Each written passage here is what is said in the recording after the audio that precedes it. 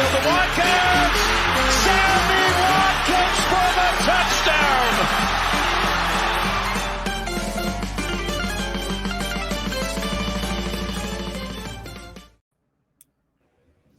We are officially here. This is our second annual mock draft by the Fumble Rooski podcast. You are listening to the Fumble Rooski podcast by Power 88 and Seeker Weapon Consulting. Adam Wright, Justin Tucker, CJ Medeiros, guys.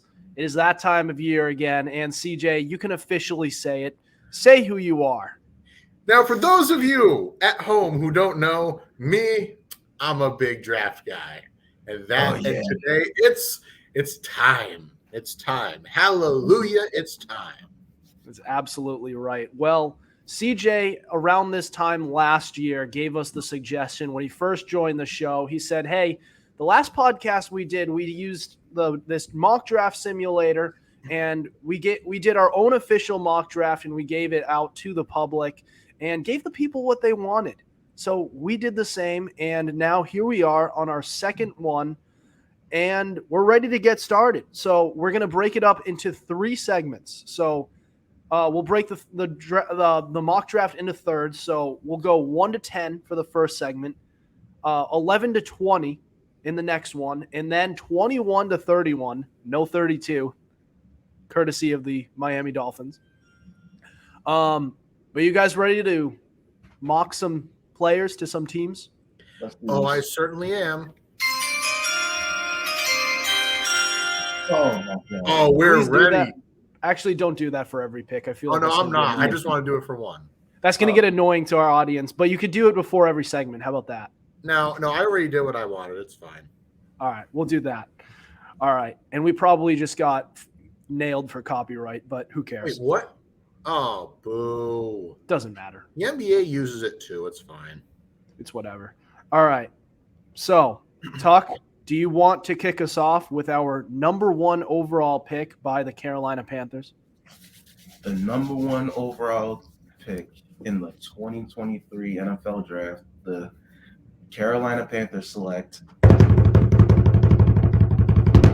Bryce Young, quarterback from Alabama. That seems like the consensus, considering C.J. Stroud is dropping. We all thought this is the clear-cut number 1 overall pick for the Carolina Panthers. They have a desperate need at quarterback. They jump all the way up to 1 to get a quarterback. I see that's where they're going to go. All right. So for our number 1 overall pick, we have Bryce Young, who has overtaken by a mile the number 1 pick. He is the odds-on favorite. CJ, want to give us the number 2 for Houston? Alrighty. Talk some sense into this one, man. Yeah. It ain't going to be easy, but I'll try. So the second pick in the 2023 NFL Draft, the Houston Texans are going to take, Will Levis, quarterback, Kentucky. Now, let me tell you something. It's not a pick I agree with. It's not what they should do, but I think if they stay at 2, they will do it. So a lot of reports have come out that have said that they really want Bryce Young. They're not high on C.J. Stroud. They don't want him. But apparently a lot of people around the league believe in Will Levis for some odd reason. And, yeah, so I think Houston's going to take him if they don't trade back, because I think Houston is now one of the prime trade back candidates. But let's face it, this is not a good pick. It's kind of like if you go back to last year's mock draft when we said that Trayvon Walker would go number 1, we said he should not, but he will. This is something. It's the same thing with Will Levis. He should not, but there's a very real chance he goes number 2. Yeah, I mean, we really, really think that C.J. Stroud would be a great fit for the Houston Texans, but it's looking more and more likely that if they don't trade back, which that is a very real possibility, that they go Will Levis for their quarterback. They should go quarterback either way, but just I feel like they're taking the wrong one. But without further ado, I have our number 3 overall pick with the Arizona Cardinals, Will Anderson Jr., edge, Alabama.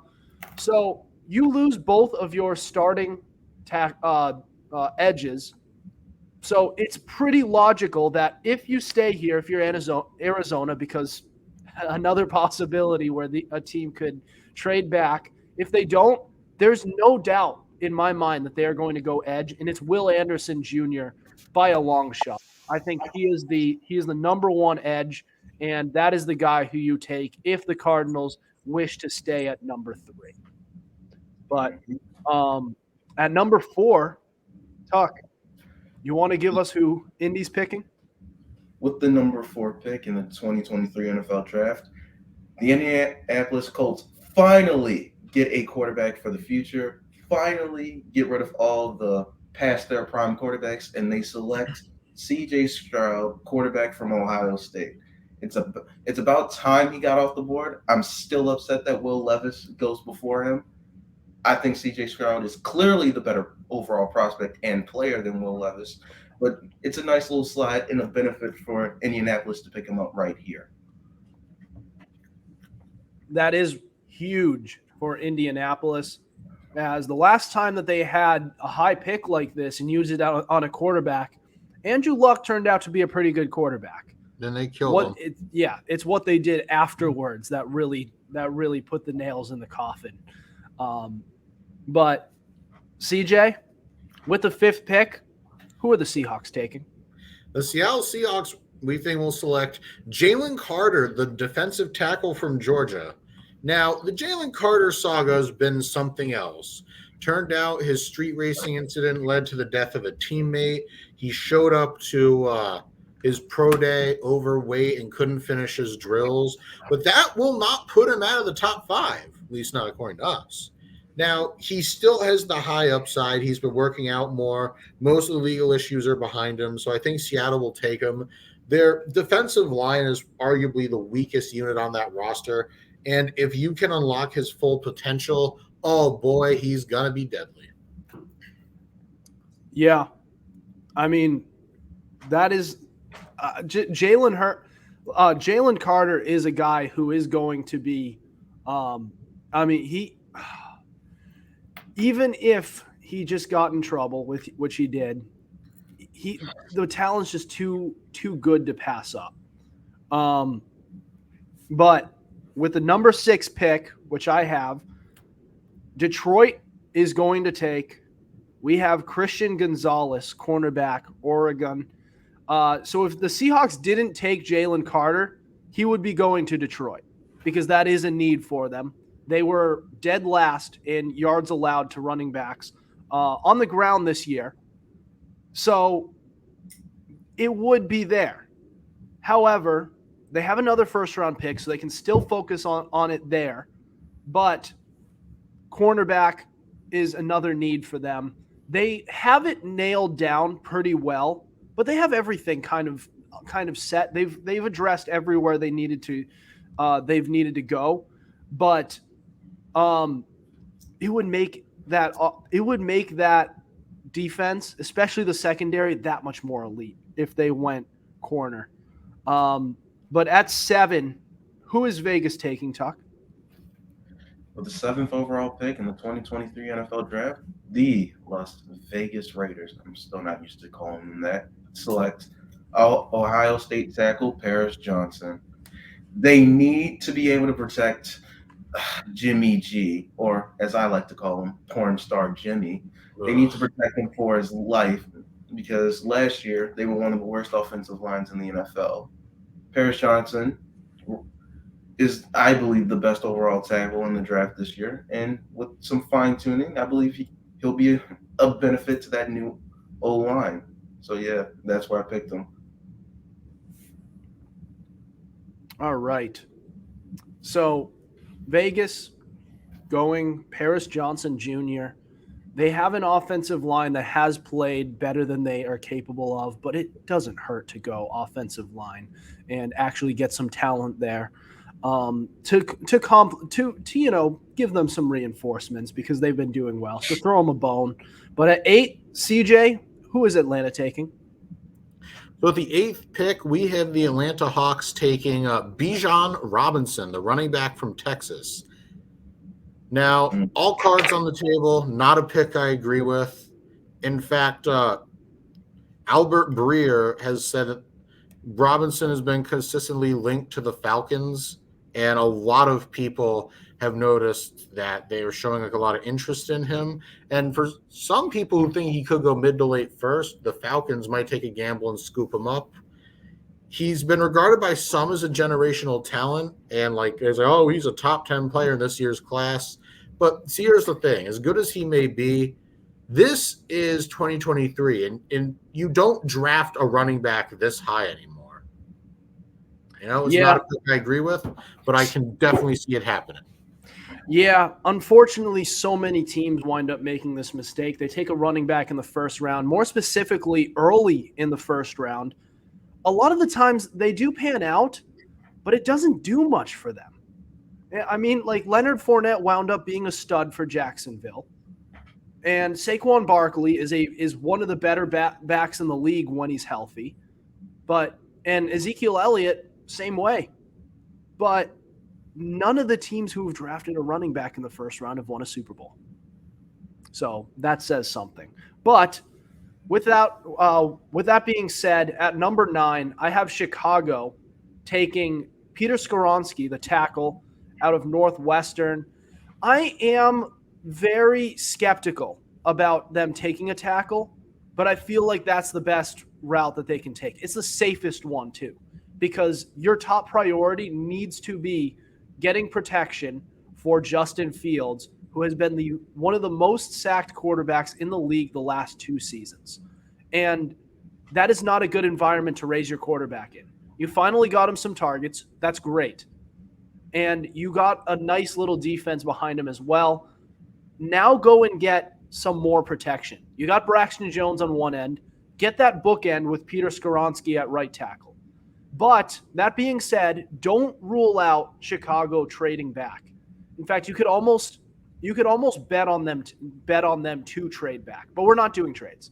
We're not doing trades because that's just impossible to predict. Even if we do predict which teams do trade out, there's the compensation is going to be too tricky. So you guys can do that on your own time, but we're going to stick with Chicago staying at number 9, and they take Peter Skoronski.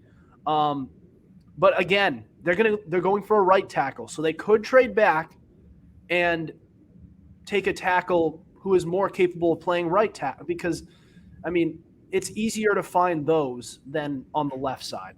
But that is my pick at number 9 for Chicago. Tuck, give us number 10 by Philly.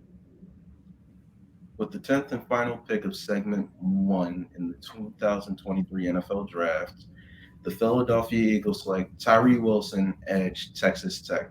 Now, this is a luxury pick for the Eagles, who just came off a Super Bowl berth. They just lost Javon Hargraves, and I think Tyree Wilson will make up for that on the edge. I think he's going to be very happy being in this defense with Fletcher Cox and Jordan Davis. He'll have more one-on-one opportunities and more tackles to beat up upon him, quarterbacks to prey upon.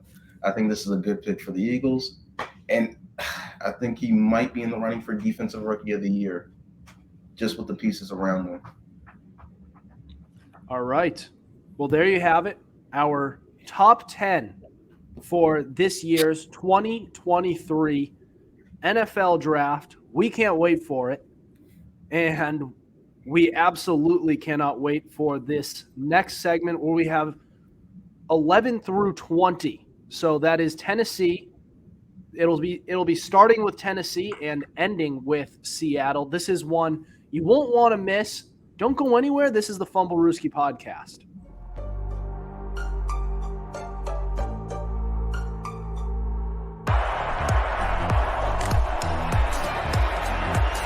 Here's Edelman broken up, and the pass is no sign yet. Edelman comes down with a football. They're saying it's a catch. This is caught. Diggs! Sideline! Touchdown! Unbelievable!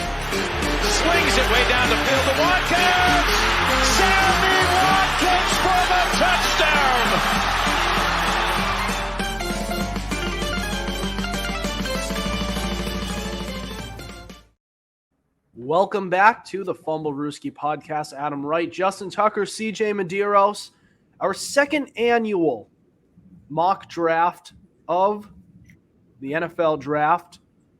So we are doing 11 to 20 this segment. So that middle 10 of round one.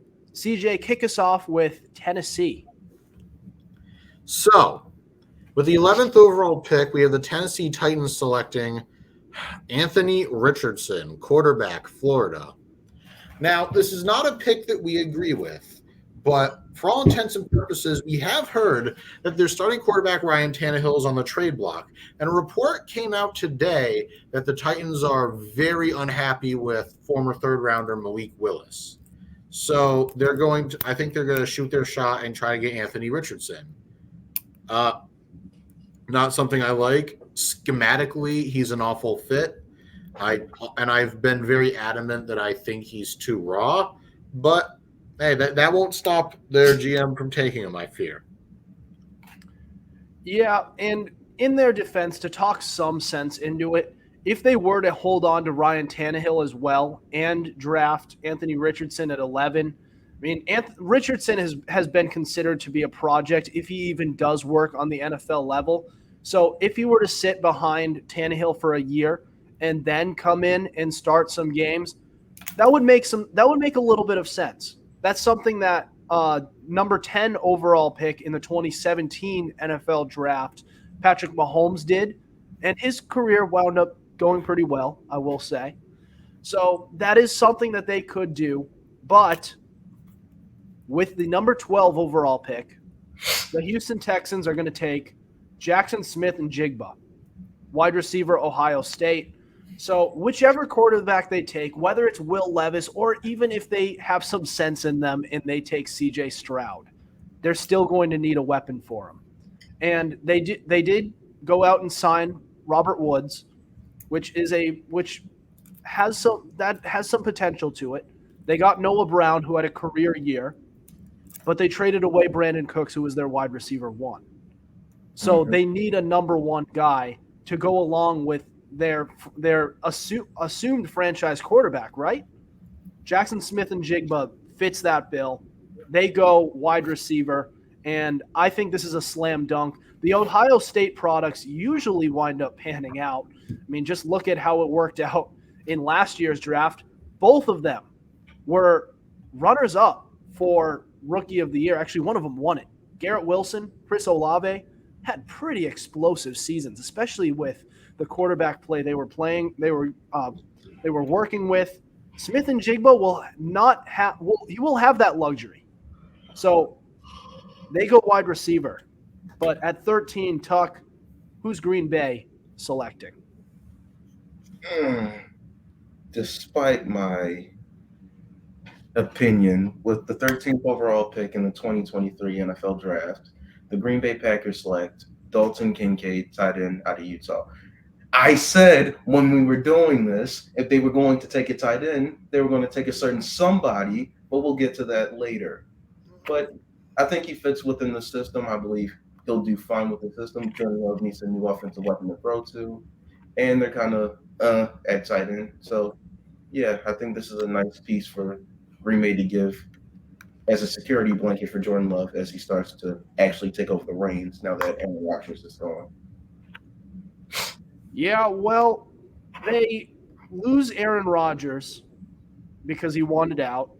And, they lost Devontae Adams in a trade because he wanted out as well. So it makes sense that they try to build a good young team around Jordan Love. They also lost Robert Tonyan as well. So they are very meh at the tight end position and just in overall pass catchers. So it makes a lot of sense.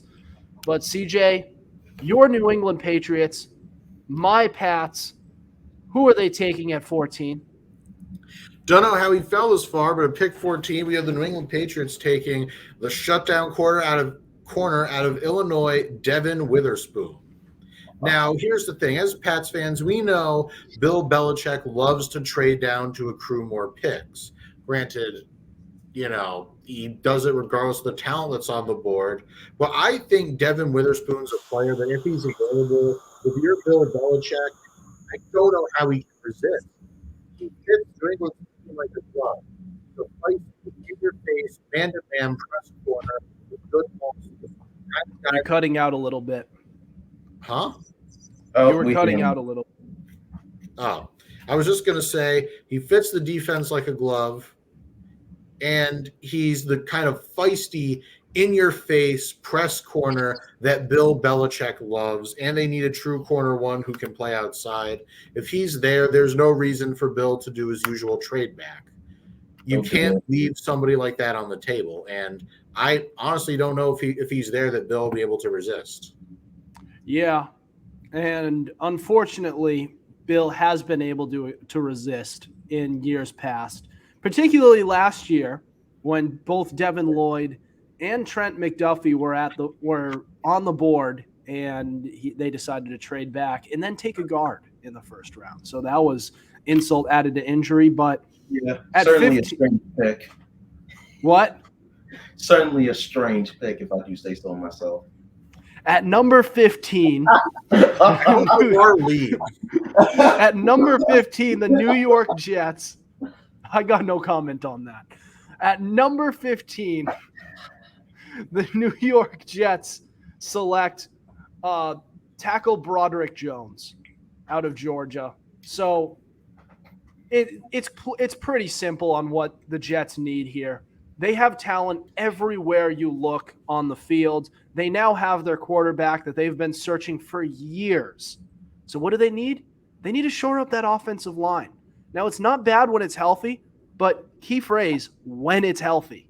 So you got to keep on hammering that offensive line and go tackle. You go Broderick Jones from Georgia. That's my pick. But 16, Tuck, who is Washington going to take? I believe with the 16th pick in the 2023 NFL Draft, the Washington Commanders will select Brian Branch, cornerback safety, basically a DB from Bama. Yes, sir. They need help in the secondary. I believe Brian Branch can cover them at either cornerback or safety, preferably at safety, even though I do like what Cam Curl is doing there. Overall, they just need help in the secondary, so hurry up and just take the next best thing, the next best DB prospect that's available in Brian Branch. Yeah, well, their secondary does tend to be very weak, at least this year. So they are going to need some help there, and Brian Branch is the guy. You can stick him at cornerback, safety, and either will work. CJ, who's Pittsburgh taking at 17? The Pittsburgh Steelers at pick 17. Like father, like son, they're taking Joey Porter Jr., the corner from Penn State. Now, here's the deal. This is another time where I don't think Pittsburgh should take him because, look, it's a classic Steelers pick. They have a very, very pressing need at offensive line. You've got a very good tackle on the board, but they throw caution to the wind to get the flashy pick. That's what I think is going to happen. Not to say that Porter's bad. He fits their scheme well. Plus, come on, his father was like a great linebacker for the Steelers. So I feel like if Porter's on the board, no matter what their need is, they're going to snag him. Mm-hmm. They also really, really badly need cornerback help. They lost Cam Sutton in free agency, and they brought in Patrick Peterson, the fossil. So he still can play nicely. Yeah, but I mean, you take it year by year with those guys. The old ones. Yeah, I mean, maybe he has a little bit left in him, but I mean, come on, Cam Sutton versus Patrick Peterson. It's not even close. And Joey Porter Jr. All right. So for Detroit, I have number 18, and I believe I actually had Detroit the last go round at number 6. I picked Christian Gonzalez. They're going to go tight end this time. So they're going to the offensive side of the ball with Michael Mayer from Notre Dame. So they could go a couple of ways with this pick, and it is hard. We did have trouble with this one, but when you think about it, they did trade away TJ Hawkinson, which probably wasn't the best idea because he was still young, but they did it. So here we are. We're not going to, none of this woulda, shoulda, coulda, woulda, but they're going to take tight end, but they could go defense. That is another option that they go, because they do at this point still need some help on the interior defensive line. That is if Jalen Carter isn't passed on by Seattle. So that is a route that they could go. There's a lot of different things they can do with this. We just happen to believe it's going to be tight end. But Tuck, give us Tampa Bay's number 19 overall pick. With the 19th overall pick in the 2023 NFL Draft, the Tampa Bay Buccaneers select Darnell Wright, tackle from Tennessee. Listen, I believe Donovan Smith on the other side of I think he's on the downslope of his career. I think Darnell Wright will be a major upgrade at the tackle spot. Tristan Wirfs is already a fantastic player at right tackle. I would prefer that Tristan Wirfs wants to go over to left, and I can put Darnell Wright at right to start off, and then flip-flop if things progress. But overall, I think spot for him. Yeah, I think it'd be a better spot for him. I think Wirfs should be the left tackle. But overall, I think they need to fix their tackle spots because Baker Mayfield needs his tackles in order to work, obviously. But overall, I think this is a good pickup for them specifically, since they got their new quarterback of the future in Baker Mayfield. You didn't get my joke, by the way, when I said. I heard it. I just chose to ignore it. You just chose to ignore it, but yeah. I mean, he has a hell of a last name. Just saying. But all right, I'll stop. I'm sorry. I forgive you. It would be the right thing to do because regardless of what they do at quarterback from here on out, they need to stay young in that offensive line. The best way to build a team is to start at the ball and work your way out. So by working on the offensive line, that is the best way to start. So whichever quarterback you do wind up taking, he doesn't get killed as he's trying to learn the NFL ways. But CJ, give us our last pick of this segment at number 20 overall, the Seattle Seahawks. Yep, at number 20, we have the Seahawks double dipping at D-line with them getting the Clemson edge rusher Myles Murphy. Now when we were talking about this, there was some back and forth between Murphy and some other edge rushers, but plain and simple, Murphy, I think, just fits their scheme better. When you look at the D linemen they've had in yesteryear, like Cliff Averill and Michael Bennett, the last real good DNs they've had, Murphy fits that bill. And he's just a big, mauling defensive end that can put an O-lineman on their butt and get after the quarterback.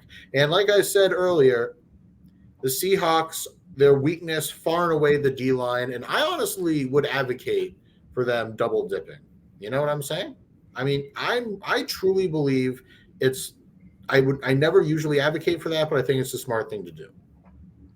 Yeah, I mean, I think that's what they should do because they do need help on that defensive line. They weren't the best against the rush, and against the rush. And they weren't good with rushing the passer either. So to go interior D-line and on the edge, it just makes all the sense in the world. But that does it for the 11 through 20 picks in the first round of the draft. Now we're going to 21 through 31. This is the back end, the last few picks of the first round. That's next. This is the Fumblerooski Podcast.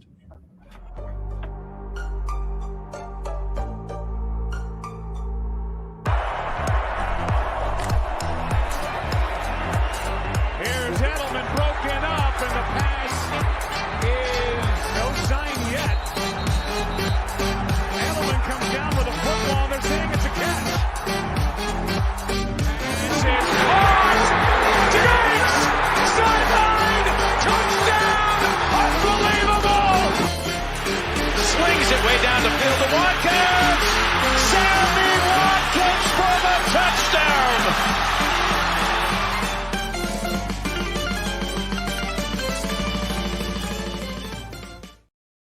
Welcome back to the Fumble Rooski podcast by Power Radiate and Secret Weapon Consulting. Adam Wright, CJ Medeiros, Justin Tucker. So we are on to our third and final segment of this mock draft. So we started with 1 through 10, 11 through 20, and now on to 21 through 31. No 32nd pick, thanks to the Miami Dolphins. Well, there will be, but it'll be on day 2. So an unofficial first-round pick, we could call it, on day 2. But you could do that. You could talk about that on your own time. But at number 21, I am leading off with the Los Angeles Chargers, taking Brian Breesy, defensive tackle from Clemson. So this Tucker's is a favorite. What's that? Tucker's favorite. Exactly. Yeah. So the Chargers are a team that really needs help with the rushing game, at least defending the run, that is. They really need help with that. And they've been doing well everywhere else in addressing all of the other positions on the field: wide receiver, running back, offensive line, quarterback's it's been great. Overall defense has been fairly good, but their rushing defense is one of the worst in the league. So defensive tackle just makes all the sense in the world to them. But at number 22, Baltimore. Tuck, your Ravens. The floor is yours, buddy.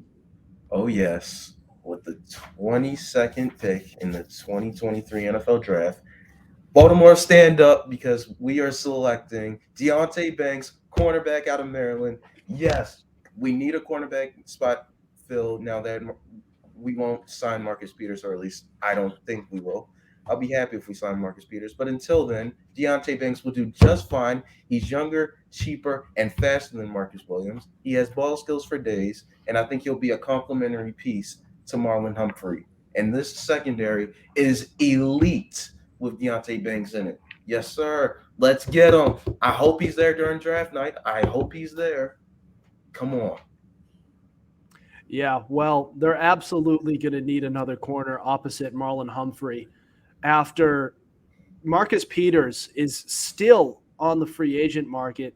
You're most likely not going to get him back, and he's probably not worth it due to his decline in play and his demands in a contract. But for Minnesota at 23, CJ, tell me about who they're going to take. So the 23rd pick, we have the Minnesota Vikings taking Zay Flowers, wide receiver from Boston College. Now, here's the deal with Zay Flowers. He's small. Yes, I know. He's like 5'9", 5'10". Ooh, scary. But he is a speedster. This man has the agility and the speed to make even the most disciplined of man corners look foolish. This is not opinion. This is fact. And when you think about it, wide receiver is actually a big need for the Vikings because you have Justin Jefferson, arguably the best receiver in the game. That's great. That's perfect. But, I mean, who else? KJ Osborne's a serviceable, like maybe number 3, low-end number 2, but then that's it. I think it behooves you to go out and get another playmaker like Flowers if you're the Vikings. Yeah, well, especially with Adam Thielen gone, they're going to need another wide receiver opposite Justin Jefferson, and it wouldn't be the worst thing in the world for them to have 2 elite wide receivers. Imagine if this kid pans out on like a big time level, and then you have Justin Jefferson and Zay Flowers coming from both sides. Unbelievable that would that be. And Kirk Cousins still wouldn't be a top 10 quarterback. But oh boy, we're not doing at number 24, I have Jacksonville taking Nolan Smith, an edge out of Georgia. So it was tough picking who Jacksonville takes because they don't have any legitimate high-end needs they're pretty solid everywhere you look. Even at the tackle position where they lost Jawan Taylor, they still have Walker Little, who stepped in as a backup and has done pretty well in relief of Cam Robinson. So what do you do? You go edge, because they weren't the best with rushing the passer. So they should certainly go with the edge. You know, if they want to go tackle, they can do that on a day 2 pick, but edge is the best way that they should do right now, because they do not have much in terms of pass rush. They could have taken Aiden Hutchinson in last year's draft, but they wanted to go Trayvon Walker. Jury's still out on him, but God, what a boneheaded pick that was. All right, Tuck, give me the Giants at 25. The Giants once again with the 2023rd pick and with the 25th pick in the 2023 NFL Draft. The New York Giants select Quentin Johnson, wide receiver, TCU.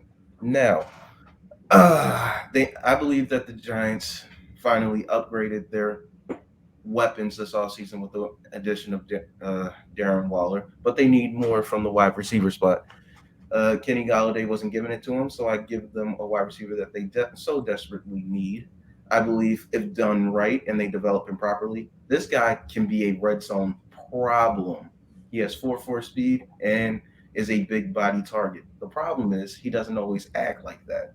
So if they are able to develop him, oh yes, Danny Dimes is definitely going to like throwing the ball to Quentin Johnston. Yeah, that is if he pans out. So we'll see if that works out for them. The Giants have been going at wide receiver for quite some time now, which I got to respect, because they know what their needs are, and they keep trying to address it. Just they're not doing it right. Kenny Golladay, Kadarius Toney, just none of it has worked out. So I wish them the best with this pick. We'll see if it works out. But CJ, who is Dallas going to select at number 26?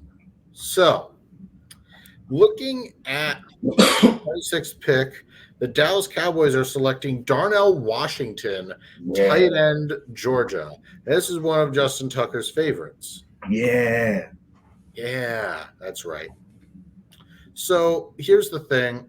Well, Tucker and I disagree on where he should go.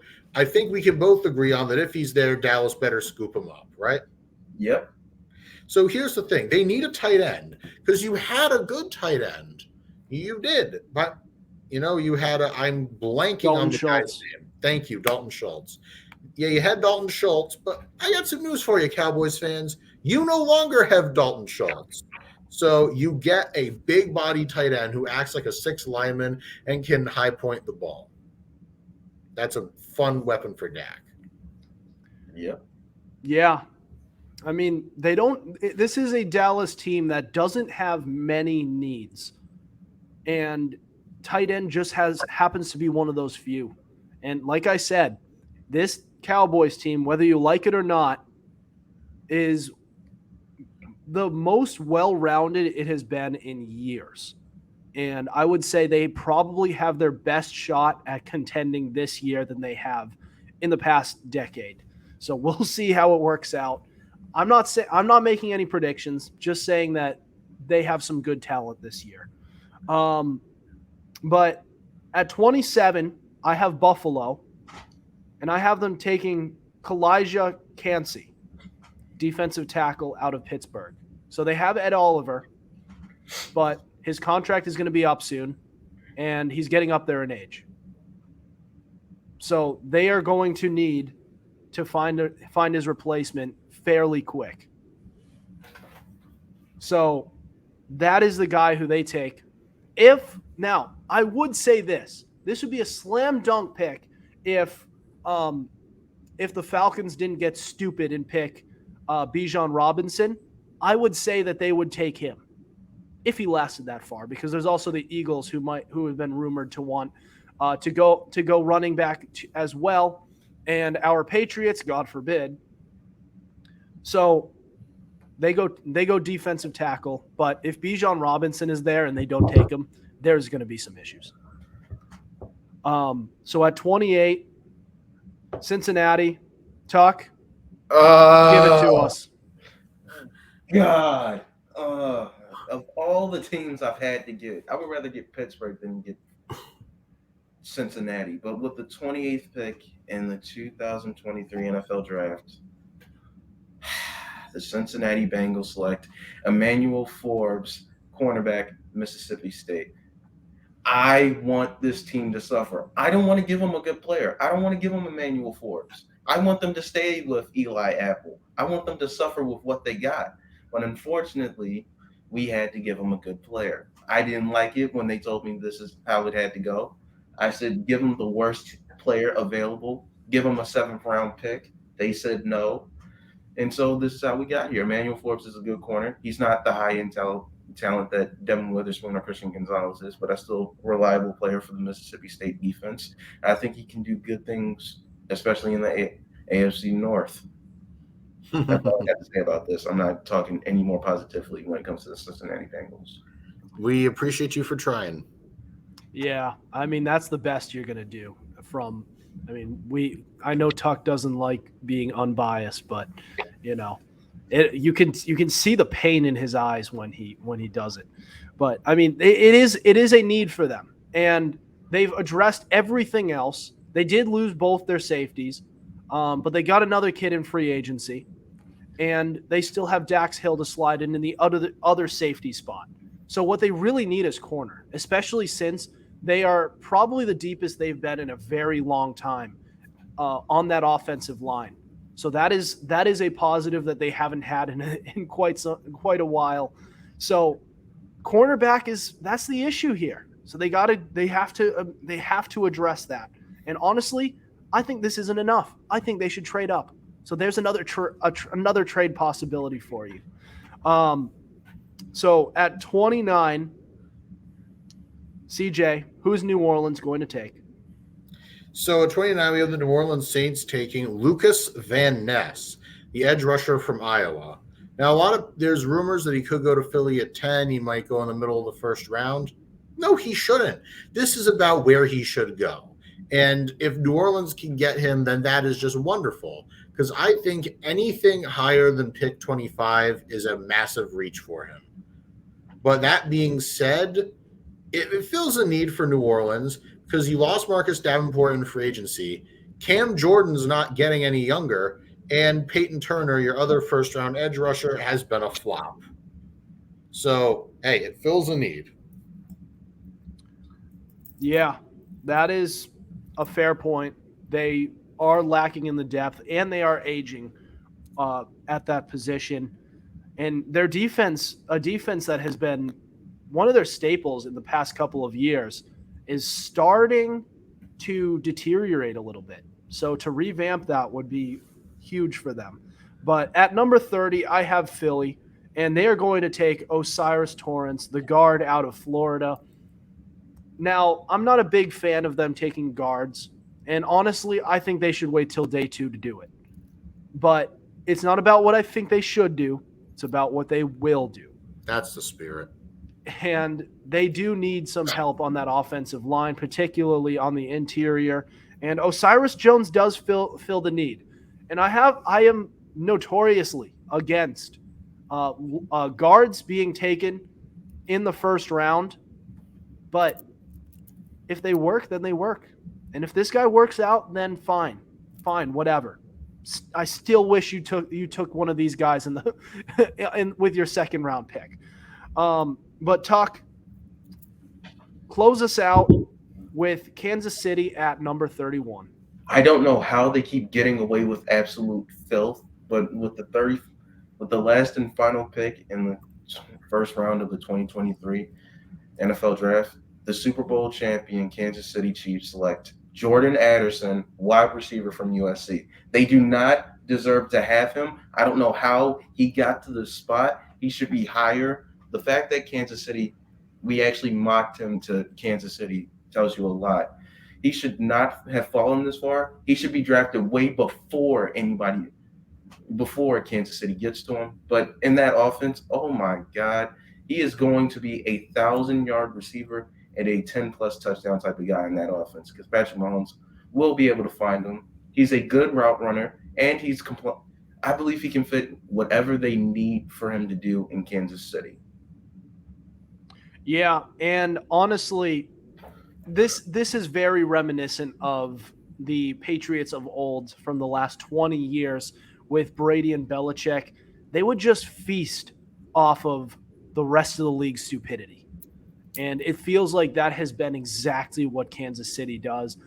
The league hates it, but I'm just sitting here. I hate them, but I respect them. And I think about where the Patriots were, how they were in that exact spot. So I give them a little bit of respect. But I mean, Jordan Addison, it's a need for them because they need wide receiver. They already needed help at wide receiver before they lost Mecole Hardman and Juju Smith-Schuster.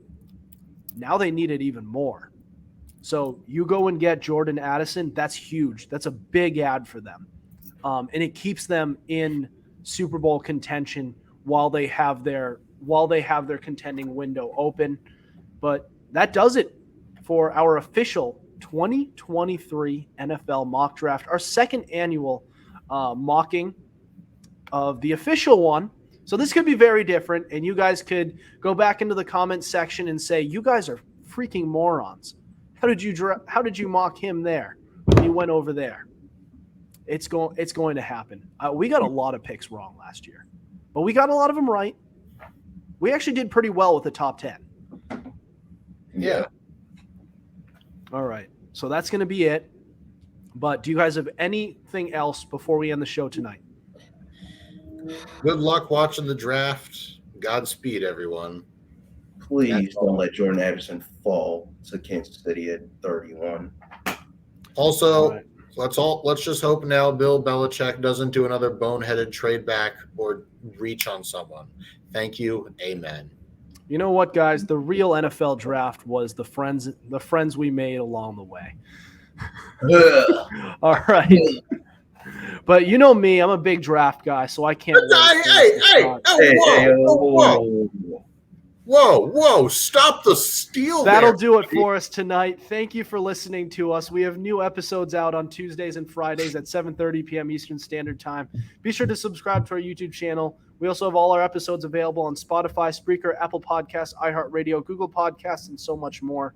Also, be sure to follow our Instagram at FumbleRooski_podcast to keep up with our podcast and latest coverage on the NFL. Otherwise, we'll see you next week. Over and out.